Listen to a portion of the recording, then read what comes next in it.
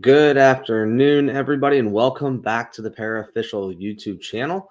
Happy 4th of July to everybody out there. Hope everybody was safe and had a great weekend. Cameron's waiting for us. We're going to get started here in just a few minutes. So we'll bring him in, and then we'll talk some para, maybe talk some crypto in general. We'll see what else has been going on out there. I know it hasn't been too long since we've been on talking with everybody, but hopefully we can get some updates on a few things. So let's go ahead and bring Cameron. I see Jose, Wildlife, CP, and Fred. It's good to see you guys. I know I saw a video of Fred shooting off fireworks, I think. So good old-fashioned America, no shirts and beers in hand. So looked like they were having a good time. Cameron, sir, good afternoon. How are you? Good afternoon. I'm doing good. Yeah, how are you doing? Doing good. Yeah, how was your weekend? Pretty good.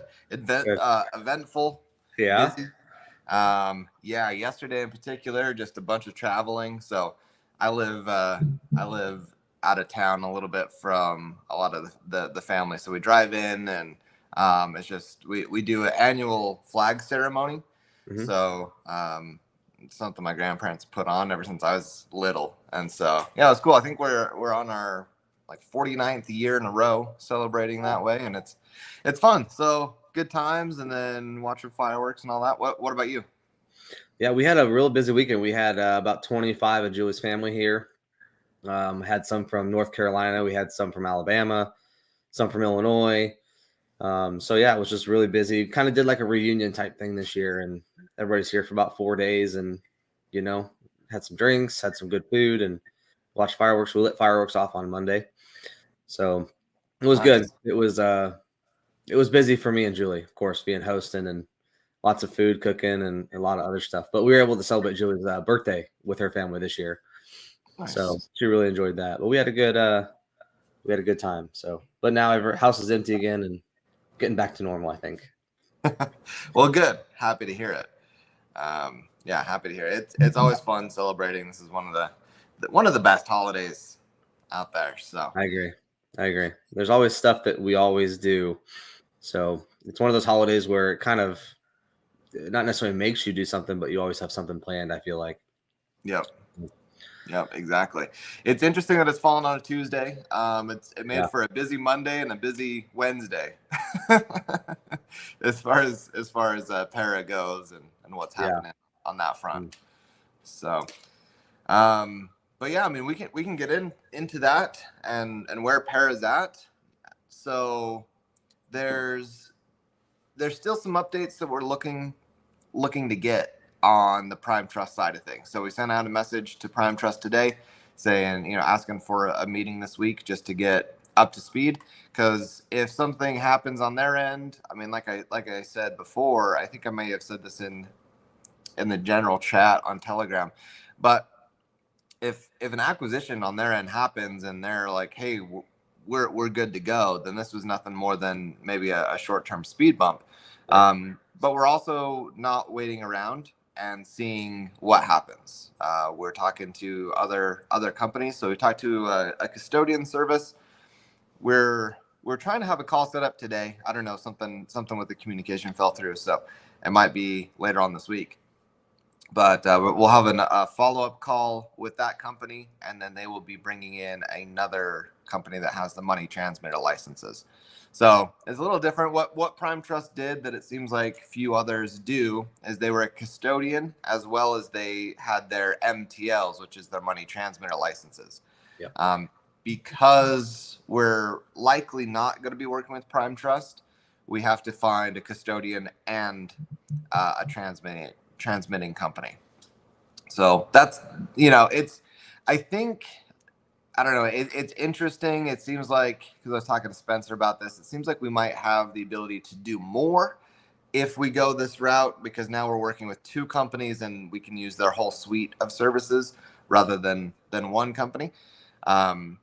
But it does seem to make it maybe a little bit more complicated or whatever, because there's more moving pieces, but that's all to be determined. Yeah. Yeah. And, the thing about Prime Trust is, like you said, we're getting to that point with Parapay that we are getting to our goal, right? We don't want to wait around a month or two and then all of a sudden, oh, we can't do this anymore. If it's going to be too long, we'll just have to move on to somebody else. We still have operations to continue with Para. So, but it's nice to know that obviously you're on top of it and that it could become an issue. So we're going to look elsewhere and just kind of try and keep the ball rolling as quickly as we can, because I know it's July now and our deadline for the app is coming up as far as wanting to have it to where we were done with it, kind of thing. So now everybody's, oh, it's July. Hopefully we can get there sooner than later.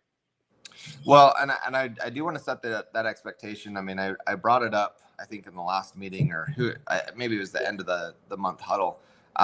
This does delay what we're trying to do, because we have to build it around this custodian service and this transmitter service. So there is a delay. We were pushing really hard to get July, which when they said, all right, we have this acquisition, it started to slow things down a little bit. But the problem is the development side for Parapay that we're in control of, that isn't, all right, how do we work and interact with these other businesses? That is basically done. That's the beauty. It's everything else that which is the functionality as far as sending crypto, sending money, getting paid out, all of that. I mean, that's the heart of the whole app, and that's where we, where the thing with Prime Trust falling through, that strikes right at the core of the app. So, as far as this coming out in July, I mean, that's not going to happen, unfortunately. And it's not one of these things where it's coffin nails or anything like that. We're just, it was unexpected. I don't know. I wish that there was a way to forecast if a company was going to be filing bankruptcy, but they go from supplying Binance and crypto.com and being the largest custodian / money transmitting license company in crypto to we're being acquired to we're bankrupt. Yep. It's a wild space, and it's sometimes just difficult to navigate. Yeah. Yeah. And like you said, had there been a way to know this ahead of time, then it would have changed everything. But, started building a relationship with them and they pretty much had everything that we needed. And then this comes up. So, but it's not like you said, no nails in the coffin. There's other custodians and there's other options out there. So, as soon as we can get that ball rolling, the better off we'll be. But, it's just going to take time. Yeah, and it seems like a good option. I mean, one, there's always the possibility that we get an email and say, we were acquired, sorry for radio silence, we're back and going, just continue on. And then we say, okay, as long as we're comfortable, then we go forward. Yep. Or, we go with this other group that we've been talking to. And from my understanding and talking to Spencer, it seems like it's a pretty good thing, because the CTO from Prime Trust left and started his own business doing essentially this. And the code base is about 70% the same. Yeah. And so that could have significant impact as far as we're not going back through and starting from scratch, we probably have a leg up as far as making a transition. But yeah, the code, a lot of the code, I mean, we were in sandboxes, which is like a test playground for development, and we've been in this an environment, coding and building and testing and everything. But it's not just building the feature, it's building the feature specifically for the partner that we're working with. And so that's what would have to be changed. And we don't quite know the impact of that yet. But as far as July, and I'm the last one, I mean, that would want to say this, right? I mean, I was pushing, but yeah, it's just not feasible for July. Yep. Well, and I mean, the good news about it is what we can control, we're controlling, and what we can't, unfortunately, we just have to roll with the changes and the punches. But as long as we're getting done what we're supposed to be getting done, it seems like you're always going to be waiting on somebody else if there's a problem. So as long as our development's done, right, practically done, and everything's been going well, and so there's not much more you can do, right? There's no reason to be negative, and we need this to make the rollout of Parapay, even better. We could do it by a little here, a little there, but doing it this way would just be a much bigger thing for Parapay. Yeah, sometimes these things happen, for the better. I mean, if this was the state of Prime Trust and we didn't know that and it wasn't public, I mean, because how it came about is it wasn't even their own, like, hey, this is what we're doing. It was a regulator in the state of Nevada came out and just published this and said, stop trading, lock up the funds, like this is done. And I can't speculate on the reasons why. I don't really know. I've heard different things. I've whatever. That's not my place to say because I don't really know their business. All I know is it would be 10 times worse if we had sent over the full payment over to them. We had launched this app. People are moving their funds in there, and then all of a sudden it gets locked up and everything's held, frozen, can't use it. I mean, that would be way worse. Better now than later type of a situation. It also makes us aware of, how do we make sure that doesn't happen, right? And this is where I think working with well, I haven't named these companies yet, but working with these two companies that we're looking at, that may actually give us more control, may give the user more control, because we're able to offer cold wallets, cold storage, as well as hot wallets and things like that. So their expertise in their own fields. One is an expertise in the custodian side of things and the wallets, and the other one in money transmitter licenses and money transmitting.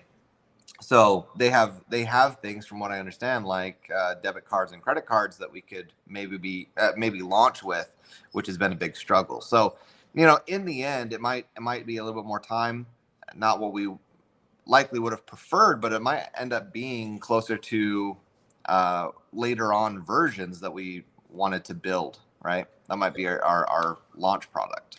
Yeah. It's, if anybody's ever owned a business or helped run a business or been part of anything like that, you'll know that things like this happen all the time. And then you want to throw crypto into the mix also as well, a whole nother side of things. Things like this are just going to happen, especially with business. Things are always changing. You're always hitting some type of a roadblock somehow. And, having the right team in place, like I think we do, is what makes the difference. Right. So I find it interesting. I mean, because the news came through that BlackRock, their ETF was rejected. Yeah. And then they refiled. So we'll see what happens. But it does show you the state of things, that there's a big battle going on. and how it works, I don't know. How it shakes out, I don't know. But we're working on multiple fronts to get it done, right? And to do what we can do. But it's interesting that there's no guide. I mean, just on the topic of the SEC, there's no guidance. no ground rules, no nothing, no communication. And then you have the behemoth BlackRock. And I'm not advocating for them. I'm just saying they are the largest, right? I mean, that's something like what, $28 trillion in managed assets or something outrageous, right? Yeah. And they go to the SEC, the one person, the one group that could get it done if they wanted to get it done, and they get rejected. Yeah. And it's like, you know, they're not a group that's going to be wasting time and they refile it. Yeah. So it's just interesting to see. But the market is definitely in a, it's waiting to be disrupted. That's for sure. Yeah. Well, someone, Fred just posted a article in the chat earlier. You know, NASDAQ files for Valkyrie Bitcoin ETF, list Coinbase as surveillance sharing partner. So, you know, we'll see what comes from that as well. Yeah. And I have I would say an acquaintance. It's my wife's friend. But she just it went live on the 3rd of July. She has a Bitcoin company, and they just got launched on the NASDAQ. Right. They don't have a token. They didn't do what we're trying to do, right? Right. But you know, just seeing that process and seeing how incredible it is. I mean, it's quite the process. It's a lofty goal, but you know, there's ways to do it, and it's cool to see crypto companies and asset managers. I think that they're an acquisition company for cryptos. But yeah, they closed and were able to go live trading on the 3rd of July, and it's cool. It gives me hope. Like things are happening, you know. Yeah. So yeah, it's good. Especially when you see, you know, big names like BlackRock come into the mix, you know, big companies like that, you know, and people are like, well, if they can't do it, who's going to be able to do it, you know? Well, you talk about mass adoption, throwing a company with $28 trillion in managed assets into the mix, kind of paving that way. That's, you know, there's the term normies. not to you know, put any of us in that box, but getting your average Joe familiar with crypto, that's the way to do it. That's how it has to happen. I mean, if there's money to be made, you know. Yep. Yeah, and you know, a lot of people are like, what happens when companies like that, a lot more companies like that start getting involved? And I'm like, well, you can only speculate, but it's definitely not going to be a bad thing for the crypto space. Right. Well, there's always there's going to be there's so much going on. There's so much going on, and it's always how we position. But the thing with business is you don't have a scarcity mindset, right? You don't think that, oh, there can only be one of these type of businesses. There's not. I mean, and, you know, as far as companies that are just doing a debit card and credit card processing, I mean, there's thousands in the United States. You can go and, you know, and shop around or whatever. It's not just you know, it's not just like Verifone or something like that. So there's so many options, and there's not a scarcity mindset. We just have to find that niche and appeal to the customers that are using it, make it make sense, and, you know, kind of just solve the problems that people are facing. And I think the way that we're going about it, the way that it's being handled, it will do that. Yeah. So yeah, I agree. You know, I just keep telling people, you know, find projects that are appealing to what people want, you know, and make it easy to use. And that's what we're trying to do first and foremost, you know, trying to make it easy. We've talked about the processes thousands of times of how to do things in crypto, and it's so hard. But what do people want? They want to be able to spend it, right? They want to be able to use it. Yeah. And if you can't use it, it just seems like it's pointless. So that's what I tell people. Well, and this is where, I mean, I've heard people say, well, how does this work when crypto's so volatile?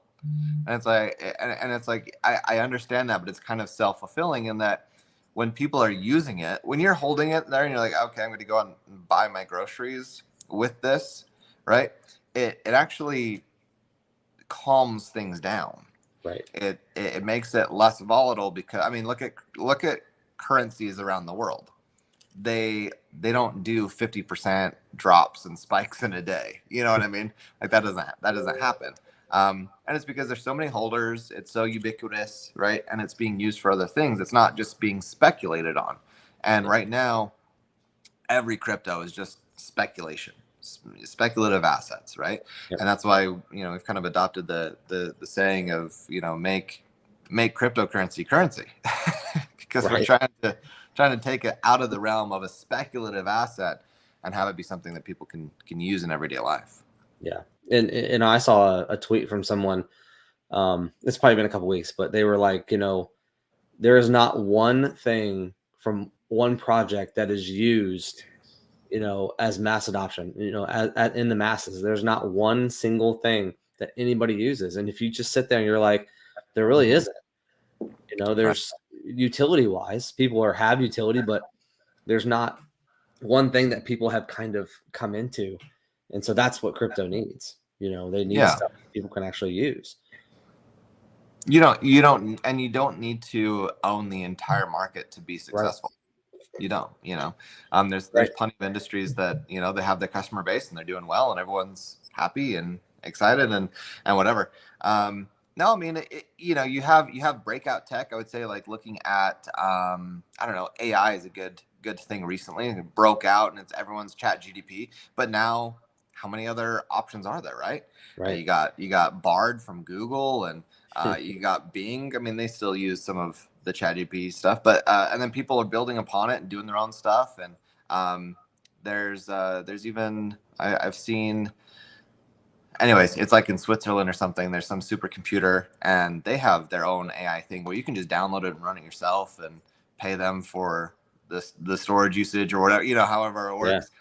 I mean, it's there's an expanding market. Always is. It's the wrong approach to take on a scarcity mindset and to say, oh well, if someone else is doing it, then we can't. That's not the case at all. Yeah, definitely not. I mean, there's just wallets are a great example. There's many different wallets. Everybody has a favorite wallet for crypto. And does everybody use one specific wallet? No, they all function a little bit differently and they all have their uses and people like using different ones. And so there's not one single wallet that everybody uses. So same thing with that. And companies make choices that consumers don't like. I mean, talking about wallets, MetaMask came out and said, we're going to be recording all of your IP addresses and this whole thing. And that was a lot of hubbub for a bit, right? And people said, okay, well, I'm not using that. I'm switching over to here and doing this. So there's always room to capture market. And it's, the thing is this, we have the right system in place. We've got the right system in place. We're doing what needs to be done. And so it's not about, I'm reading this book and this is on my mind, so I'll kind of share it. It's the book is Atomic Habits, if anyone's read it. But talking about the identity and your own identity, right? So if someone's quitting smoking and they're offered a cigarette, someone might say, oh, sorry, I'm quitting smoking, so I'm trying not to smoke. Right. But their identity in that sentence, their underlying identity is that they are a smoker. They're just trying to quit. Right. They're trying to get a different outcome, but they are a smoker. If someone says, oh, I'm sorry, I'm not a smoker. Right. That has a different weight, a different impact. They're not trying to quit. That's who they are. Yeah. And I want to say that about Para. We're not trying to be a fintech company. We are a fintech company. Yep. We are a fintech company. What we're producing and the ways that we're going about it and who we're in contact with and everything like that. This is what a fintech company, a startup company that does payment processing with crypto, this is who we are. This is what we do. We're not trying to be that, right? And so I think that that's an important mindset to have as we continue on building and developing and taking this to market. Yeah, and it's very, very important to distinguish between, a project versus a business, and Para, I think I have personally found out, the thought it comes to everybody's mind. Well, why isn't everybody doing this? Well, we found out very quickly why everybody's not doing this themselves, because it's a lot of work to do. You can't just walk in and start transmitting money, right? You can't. You have to have licenses for that, and it takes a long time to do it. And so, when I've seen what goes on in the background and what is having to be done just to do simple steps. That's why not everybody's doing it. Wallet's a wallet, right? Pretty much anybody can make a wallet, but be able to, have money transmitter licenses is a completely different ballgame. I'm just thinking of the relief that Spencer would have if we said, okay, we're just gonna scale down and just do a wallet. Right. He'd be like, whew. No, we have taken on, under the leadership of Lee, we've taken on probably I mean, I don't know. I'm sure there's more. I'm sure that other industries are very challenging. I would imagine medical is very challenging, right? Mm-hmm. But fintech and going through the SEC registration and bringing this public, like bringing a company public and then getting involved in like payment processing and fintech, they've got to be up there on the difficulty scale, right? And it's not only is it a lot of work, right? People have a lot of work. Turns out it's really expensive. it's a lot of money. And that's why I love that Lise wanted to publish the profit and losses. Showing that we had $650,000 in para token buybacks. Showing that we had $115,000 in development, right? And that's last year. That's not including, right? We're halfway through this year, and those aren't even the numbers here. We've already exceeded the development costs on that. Also the charity and the marketing, right? Combined, that's another $110,000 or 100, more than that. It's an insane amount of money that we're talking about.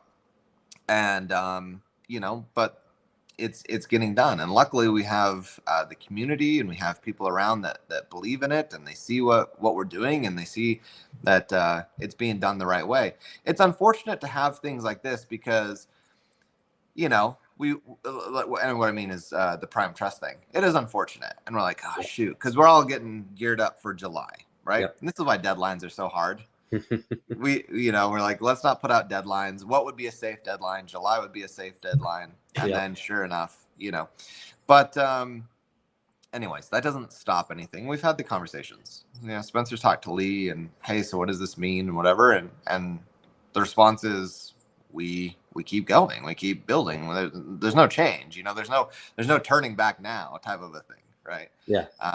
So it's great to have that leadership. It's great to be on the same page and know that the end of para, right, the end goal, I guess what I mean is the end of the road is a fully developed and launched payment processing app for crypto.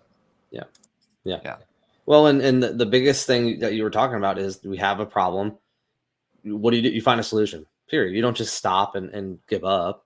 Find the solution and let's move forward. And let's be fair to ourselves too. We did more or less, July was our goal to have the app done, right? That was more or less the goal there. Launching it, I think, was a whole nother ball game. But and I think we've hit that goal, and I'm happy with the work that's been done. And like I said, you just got to roll with the stuff that you can't control, and making sure that the team's doing we're controlling what we can. That's all we can do. Yeah, well, and maybe that's something that we can do for the community. I can bring back to Spencer and Dave and say, let's get something for the end of the month where everyone can see the app, right? Even though it's not out, it's not. Maybe it will be connected to one of these companies at that time or not, but maybe at least the functionality, because there are little videos that we circulate in our internal conversations where Dave will send like a screenshot of him, searching up Spencer, sending out the currency, creating a bill or an invoice or something, and doing these exchanges. I mean, like the whole logic and functionality of that, it all works. It's all there. It's just we have to connect it to the real world and do it in a legal way. Yeah. So there you go. The legal way is what you want to highlight there, right? Yes. We got to do it the right way, and sometimes the right way just takes a little bit longer. Yeah. So it's definitely interesting. But also, we're not in a lull. We're in a lull for development right now because it's like just let's not do something that we have to undo in a minute. Let's kind of get our bearings on this. But in a half an hour, we're getting on a call with a marketing agency out of Florida, and I already met with them last week. We're having a follow up today to say, how do we, this is the money we have. This is what's going into marketing. What can we anticipate? What could we say as far as people downloading the app and businesses downloading the app and using it, and then we'll get an even more clear perspective. And so I guess what I'm saying is, even if there's a lull, we're still like, all right, well, we can't do the SEC this week, or we can't do development this week. Well, it's a marketing week, or it's an SEC week, right. Or it's a house cleaning week, or whatever it is. We're always moving from one thing to the next, keeping busy, and things are doing great. Well, and ParaPay is not the only, like pretty much what you're saying is ParaPay is not the only thing that we're working on, right? There's 3 or 4 other things that are working on. So okay, well, we're here with this. Don't don't overdevelop the app until we know what's going on. Let's move over to working with marketing companies, or let's see what we got left to do on the SEC stuff and the prospectus and all that stuff. Financial. Yeah. I mean, the financials took up a couple weeks worth of time, right? Yeah, so, way more than we wanted. Right. But, so there's just so much to do, and I know the community doesn't see that. And again, that's one reason why we come on here every week, and is to just kind of fill everybody in on whatever everybody's been working on, because there's so much going on that nobody sees. And this comment right here, I totally agree with you, Fred. There's things Lee has said throughout the last couple of years. He'd come out and said how much he personally put into this project, and that there's more to be put into it if it needs to be. And he's pretty much said that no matter what, he's going to keep going. And for the people that know him and know what this project's been through the last year and a half, 2 years, that's a big statement, because at any point he could have just said, I'm done. And people probably wouldn't have blamed him because everything that was going on. But this right here is because of his determination and commitment. I totally agree with you. It's huge for me. Yep. I'm sure Lee would admit it. If he had the choice, I'm sure there were times where he would have loved to probably just said, you know what, that's a wrap, Yeah. But no, that's not what we get. That's not the leadership we get out of Lee, right? Yeah. And I have to admit, it's. I mean, I'm part of that leadership team. Doing operations for the company and running this, and I worked so hard on Prime Trust, and this news broke, and it was like a gut punch, Yeah. And I got on the call with Lee, and I'm like, I'm kind of, for that moment, trying to get my head around things, like, man, it's hard not to have this defeatist kind of thing slip in. And it's just great. I mean, honestly, working with Lee is awesome. He's like, listen, let's see if we can buy them.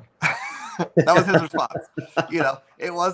It wasn't like, oh man, like, what are we gonna do, or this or that or whatever. He could tell that we were trying to figure out, all right, how do we handle this, and it was an unfortunate time, and it's like, well, they're trying to be acquired. Can we acquire them, right? Yeah. Can we do this?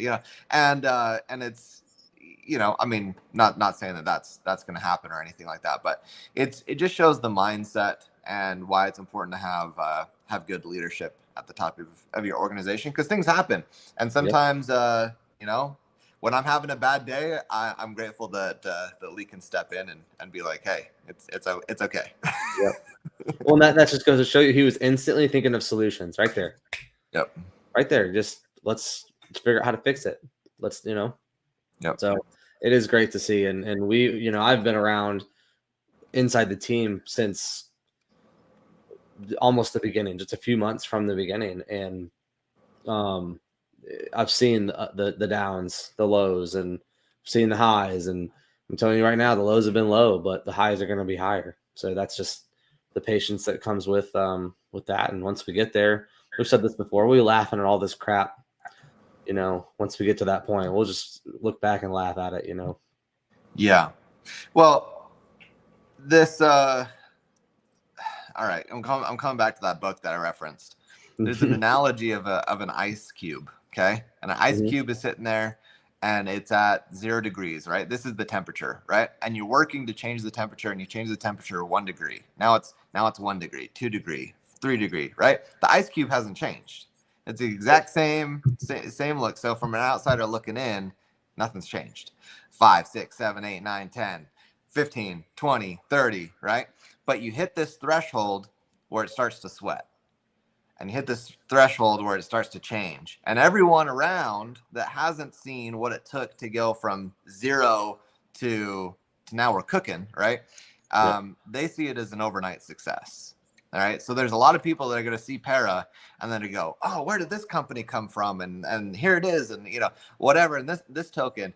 And everyone here, especially here, right, on this stream, they're going to see the work, and they're part of the work of turning up the temperature and getting it to that threshold where everyone else can then appreciate it and see that quote unquote overnight success. You know? I know that I can't wait for that day too. But I agree with Fred on this one too.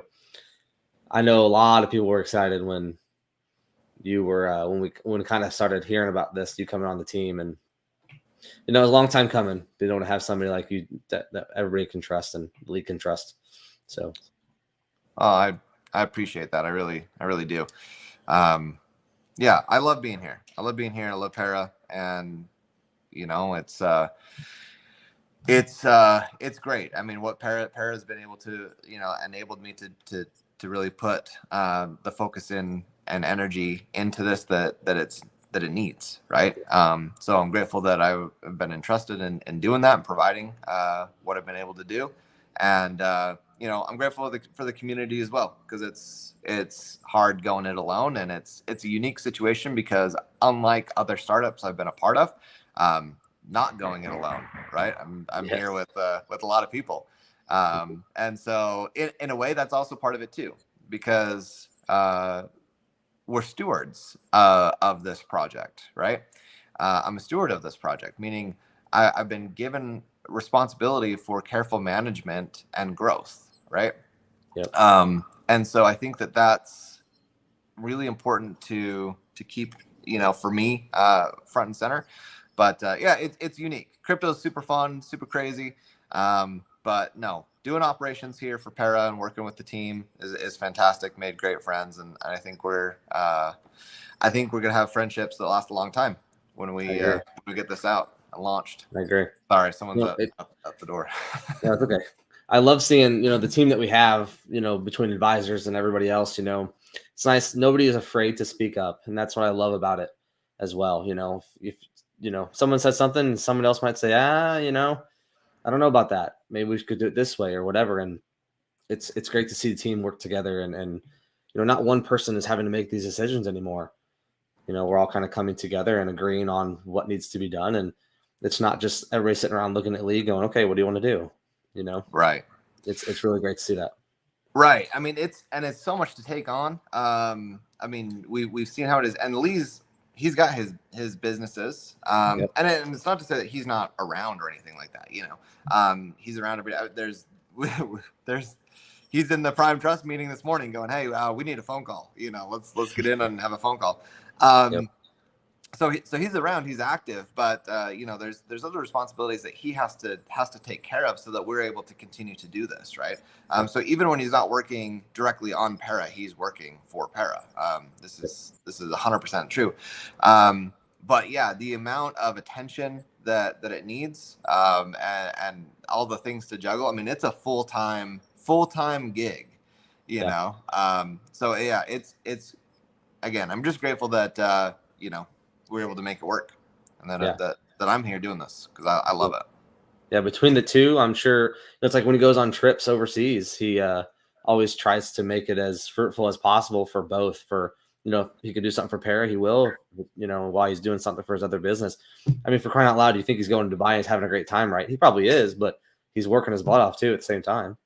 Yeah, I'm excited because I still haven't met anyone in person yet. I haven't met Lee in person yet. I'm only a state away, But something that we are approaching is that we're going to be going around and we've got to go and pitch this to investors because we're trying to raise, and I don't know if I'm comfortable saying the number, but it's a lot of money. Yeah. We're going to be going around raising a lot of money. And you know, Lee told me he wants me on the road with him, and I'm really looking forward to that. It's gonna be exciting going around and you know, bringing para to investment banks and things like that. So I don't know, it's exciting. It's exciting. You'll enjoy. Lee's like that guy that it's like you've been friends forever, and you know, because sometimes when you meet people, it's kind of weird the first time, but no, not Lee at all. He's like this, you know, 20-some-year-old kid that just, you know, it's like you've known him forever. It's crazy. It really is. Right. So. Right. Yeah, Fred's met Lee. Sure. Yep. Yeah. That's awesome. Yeah, I'm excited. I'm excited to get some time, you know, on the road and see how that is. He's awesome. I mean, you know, his leadership shines through the whole organization. Absolutely. All right, guys. Well, if you guys have any questions, we'll probably have another few minutes here, and then I'm going to let Cam go so we can get ready for his next call here in a little bit. But the only project I have any trust in, I know it's hard. There is not much out there anymore that, you know, the problem is there's projects that are saying, hey, we got stuff ready to go. As soon as we launch our token, we got utility, and then they're a year later and they still have nothing. Things take time, you know. In this crypto space, people think they know crypto, and it's tough. It's really tough. So, especially putting a business in crypto and having to do both. You know, everybody in here has been around. You know, I see a lot of the same faces, but that's a good thing, you know. Right. A lot of people have a trust in this project, and everybody's been so patient. It's crazy, but it's because of these things. I think us coming out and doing these and having Lee come out and talk to people, and, you know, a lot of projects that don't do this, and they don't keep the community in the loop all the time, and people start to wonder and they start to lose faith and trust. And you know, we can get a demonstration together for the end of the month. I think that would be huge to show the community again. You know, every other month, try to get something to show people if possible. You know, just to see the developments and stuff like that. So yeah, but I think throughout this month, I think it's important for us to get on here and give you guys anything we possibly can about what's going on, and hopefully we get developments, you know, on the custodial side, so we can just keep moving forward, you know. Yeah, no, definitely. I was gonna say too, before we get off, we should talk about the market. Talk about Bitcoin and stuff, because it's an interesting time. I think that there's an opportunity coming.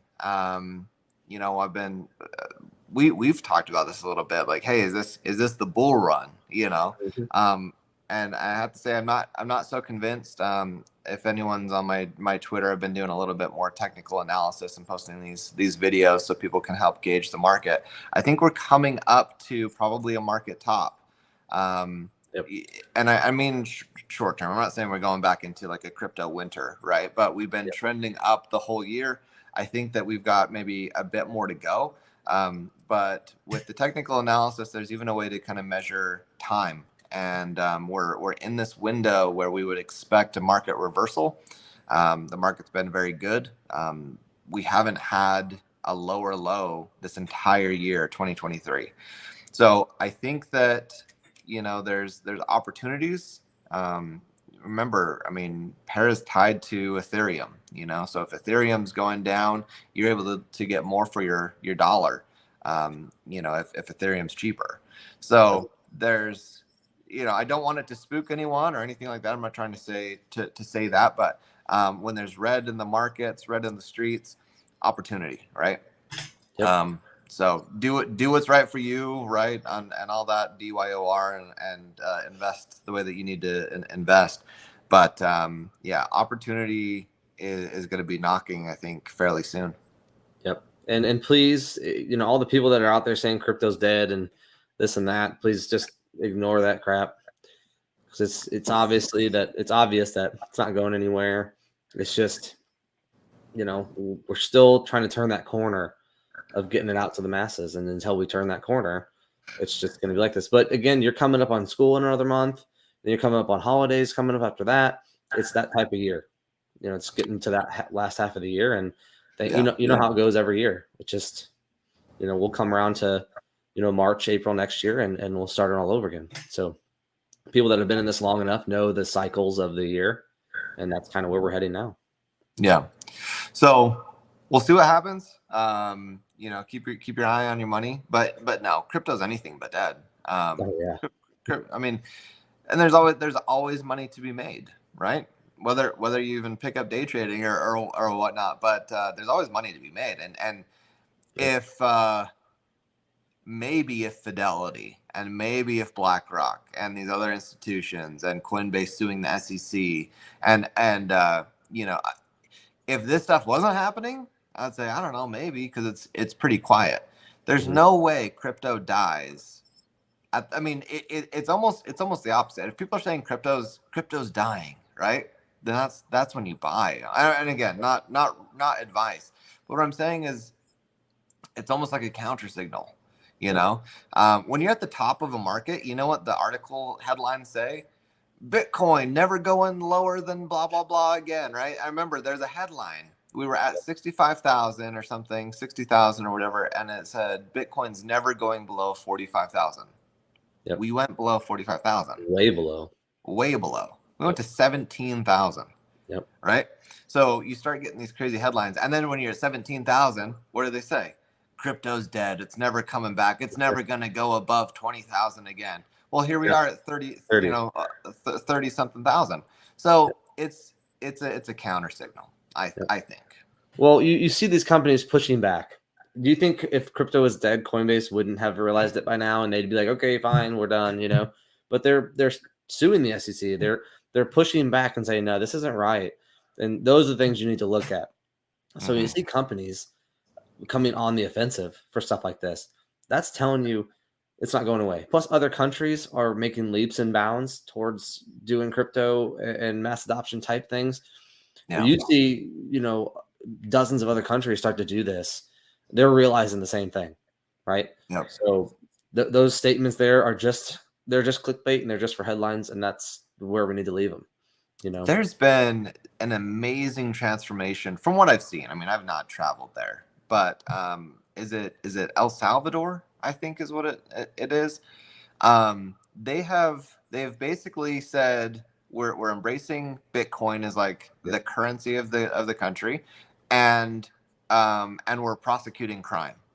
And all of a sudden, this country, which was like MS-13 ridden, like one of the most dangerous places in the world, all of a sudden is turning into this paradise because they're saying we're prosecuting crime and we're going to have real money, right? Yeah. And Bitcoin can be real money. Crypto can be real money, right? Yeah. You just have to give it the faculties and give people the ability to use it. Yep. And it's like changing this entire nation. And I apologize if I have the wrong one. I think it is El Salvador. But I think so. Yeah, but anyways, it's amazing to hear these type of stories and to think that people that are seeing this revitalization of an entire country, that they're just going to go, oh, well, the news says that crypto's dead, so I guess I guess we'll just give up on this whole thing that we're creating. It's just not going to happen. It's just not going to happen. It is El Salvador. I just double checked just to make sure. Thank you. Yep. But yeah, totally agree. But we'll see. Time will tell. Yeah. And how quickly we get there. But Cameron, I'll let you go. You just got a few minutes. So you got your next call. But thank you guys for being on here, Fred, MP Ham, MG, and Jose and everybody else. I appreciate you guys coming on and listening to us. Plan is to be on again next Wednesday. We'll let you all know beginning of next week. We'll come on here. We'll chat, see if there's anything that we can update you guys on, and talk some more market stuff. And I'll keep my eye on the ETF stuff and see where they're going with that. I think it's becoming more of a trend lately. So we'll see how successful they are with those. We'll maybe talk about those again next week. But yeah. But thank you, Cameron, for coming on and spending time with us. And we'll let you get back to work, and we'll see everybody next week. Appreciate it.